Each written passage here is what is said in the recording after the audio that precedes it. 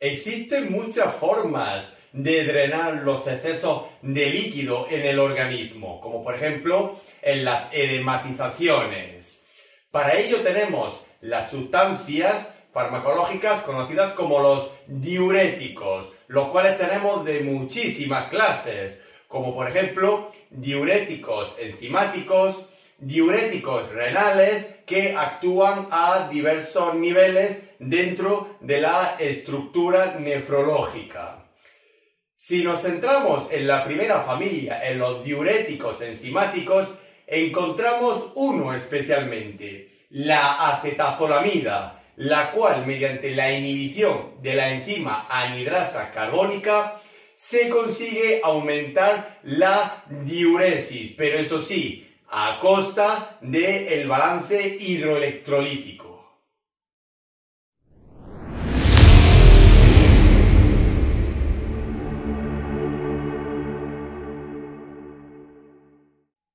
La acetazolamida es un fármaco que pertenece a la familia de los diuréticos y dentro de los mismos pertenece al subgrupo de los de tipo enzimáticos.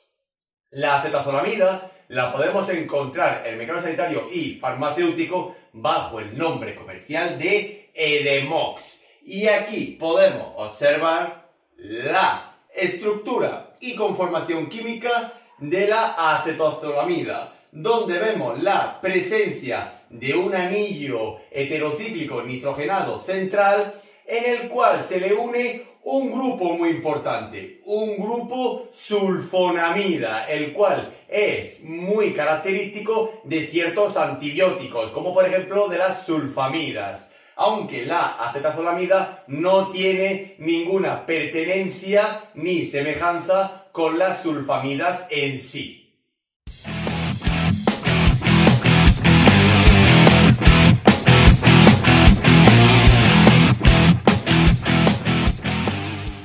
La acetazolamida, dentro de los diuréticos de tipo enzimáticos, está indicada en ciertas situaciones donde hay una retención de líquidos o acúmulo anómalo de líquidos en ciertas partes del organismo, especialmente en la zona de las extremidades, como las manos o los pies.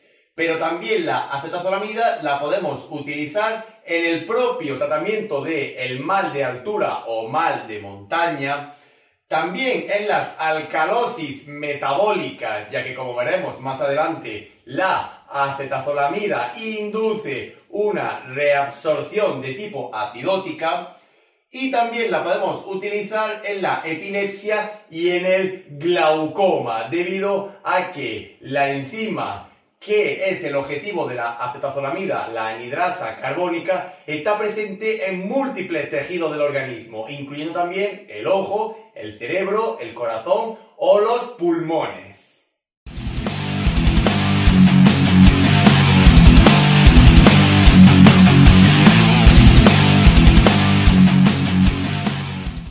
La acetazolamida está totalmente contraindicada en la propia alergia a toda sustancia que tenga en su interior la molécula o el grupo funcional sulfonamida, es decir, una alergia en sí a las sulfamidas.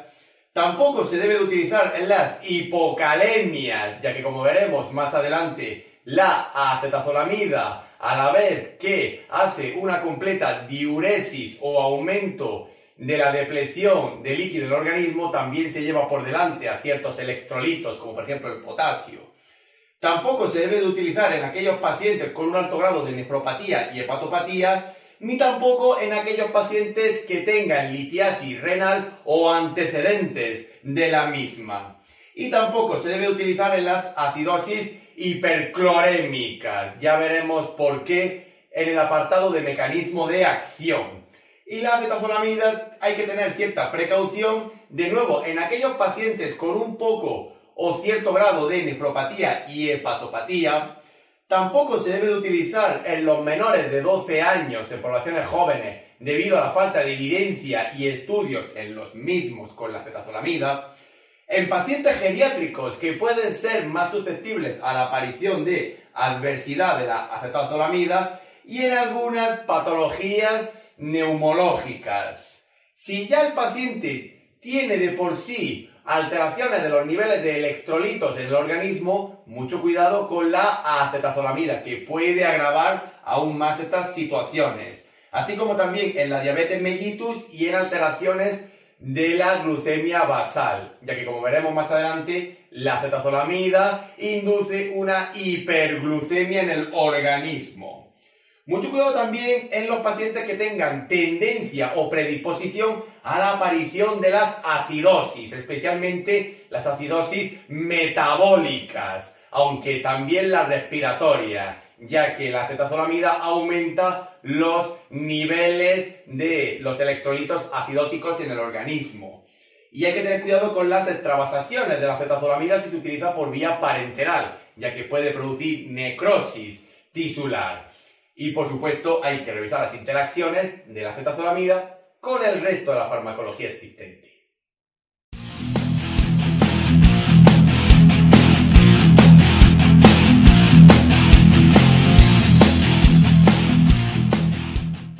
El mecanismo de acción de la acetazolamida es tan simple como inhibir a un objetivo determinado. Ese objetivo determinado es la enzima conocida como anhidrasa carbónica, la cual se encarga de catalizar y de mediar la reacción de hidratación y deshidratación del ácido carbónico. Es decir, la reacción que resulta de la hidratación del dióxido de carbono en el propio ácido carbónico. Por lo cual, al inhibir a esta enzima, la acetazolamida incrementa los niveles de la diuresis, es decir, favorece la eliminación de líquido en el organismo, así como también de ciertos electrolitos, como por ejemplo del sodio, del potasio, del calcio y del ion carbónico. A su vez, la acetazolamida, al incrementar la diuresis y la eliminación de ciertos electrolitos, alcaliniza la orina. ¿Y qué conlleva ello? Que si se alcaliniza la orina, se produce una reabsorción a nivel renal de los iones cloruro y los iones amonio, los cuales son responsables de un aumento del estadio acidótico en el organismo, a modo de compensación.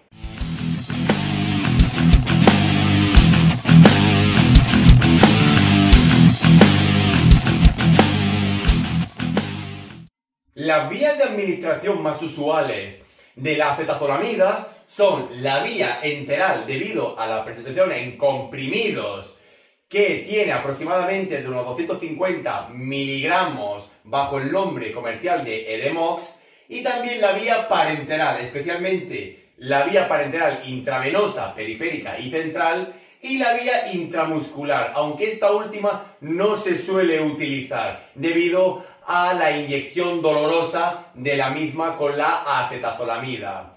Y tenemos que decir que actualmente en España solamente se comercializa la acetazolamida en su presentación enteral, mientras que las presentaciones parenterales se tienen que tramitar.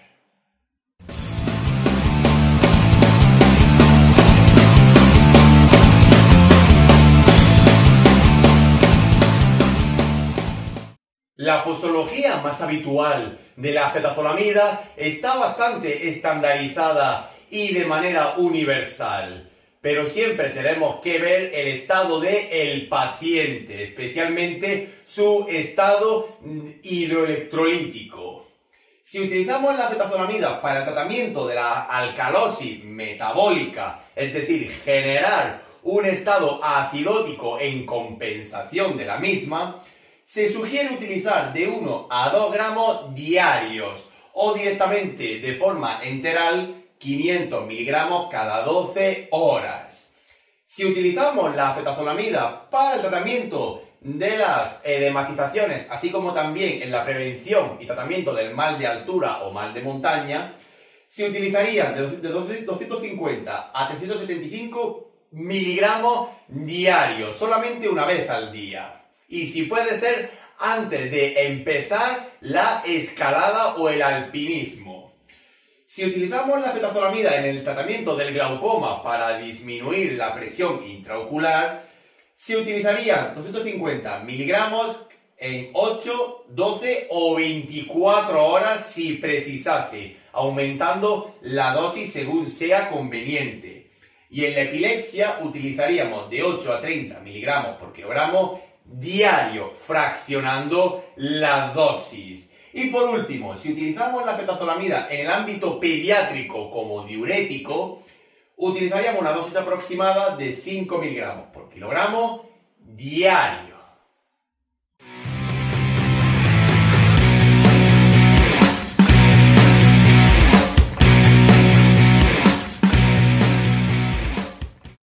Dentro de la compatibilidad e incompatibilidad de la acetazolamida con el resto de la farmacología existente, no hay muchos datos ni evidencia de qué fármacos se pueden administrar a la vez o no, y en terapia ENI con la acetazolamida. Pero se ha demostrado que la misma tiene compatibilidad con el pantoprazol y a su vez tiene incompatibilidad con el diltiazem y con las nutriciones parenterales. Y dentro de la interacción de la acetazolamida con la farmacología, deberemos de decir que hay un agonismo y sinergia terapéutica, así como de la adversidad, si se administra a la vez con la digoxina, con el alcohol, con familias como por ejemplo con los corticoides y con los diuréticos en sí, independientemente de a qué subgrupo pertenezcan, y también con los salicilatos, como el ácido acetilsalicílico, y la propia fenitoína, con la cual puede haber una sinergia en los tratamientos antiepilépticos. Y la acetazolamida tiene antagonismo farmacológico con el litio y con algunas pruebas diagnósticas, como por ejemplo en el ámbito de laboratorio, donde puede interferir con los resultados de algunas pruebas.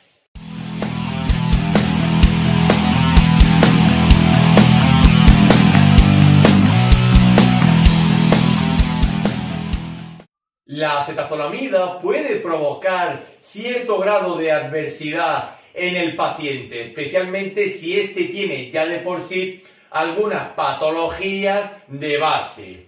Por ejemplo, la acetazolamida puede incrementar la gravedad de un cuadro agudo de diabetes mellitus, así como también aumentar los niveles de la glucemia basal.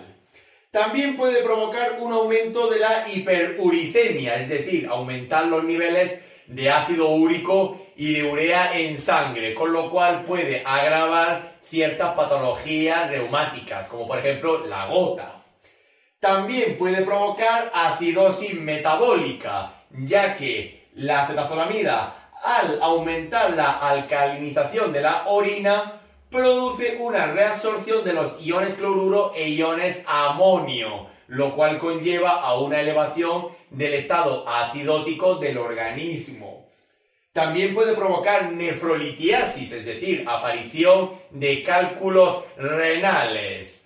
Y también puede provocar a nivel general astenia, sueño, dispepsia, dolor especialmente de tipo cólico, y también ciertas dermatopatías, sin olvidar que en un cuadro de extravasación la acetazolamida puede provocar necrosis tisular. Mucho cuidado con las administraciones parenterales de la acetazolamida.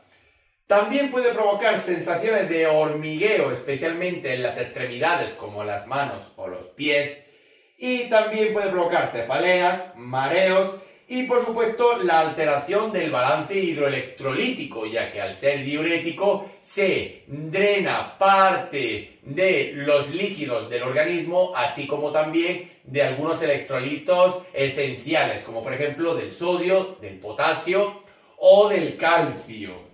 Y también puede haber un incremento de la frecuencia urinaria, es decir, una aparición de poliuria. Y en el embarazo y la lactancia, la acetazolamida tiene categoría D, es decir, no es un fármaco teratógeno en sí, pero sí se recomienda su evitación durante el primer trimestre del embarazo, ya que ahí sí puede provocar malformaciones y daño en el feto y en el embrión. Y durante la lactancia no se recomienda tampoco su administración.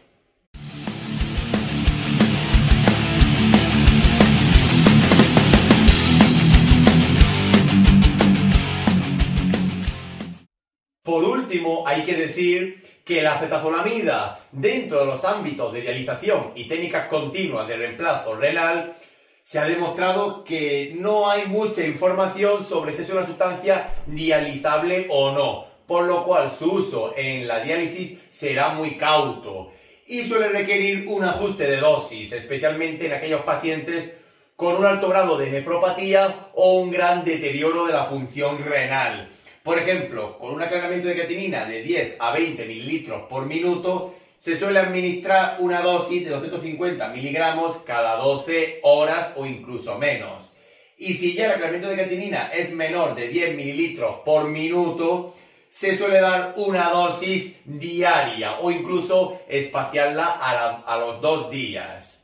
También tenemos que decir que la acetazolamida, si se administra o se recomienda para el tratamiento y la prevención del mal de altura o mal de montaña, se recomienda que se consuma o se administre justo antes de empezar la escalada o el ejercicio de alpinismo, no durante el mismo. Y también decir que la acetazolamida es un fármaco fotosensible, puede provocar reacciones de fotosensibilidad en el paciente, por lo cual sus fórmulas parenterales se administrarán sin la presencia de luz.